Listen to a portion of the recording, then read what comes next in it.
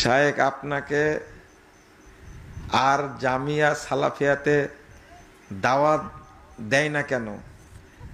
এটা দাওয়াত দেয় না, আপনারা জানেন এটা? হ্যাঁ, দাওয়াত দেয় না, এটা আপনি জানেন তো? কেন লিখলেন এটা? হ্যাঁ, আমি যাই না, এটা কি জানেন আপনারা? হ্যাঁ, আমার তো প্রয়োজনই নাও হতে পারে, এটা হতে পারে না, প্রয়োজন নাই, আমি যাইনি বা আমাকে বলা হয়নি, হতে পারে না এটা? তা আপনি বলবেন কেন? প্রয়োজন হলে মানে যাওয়াতেও কোনো সমস্যা নাই, দাওয়াত দিতেও কোনো কি সমস্যা নাই।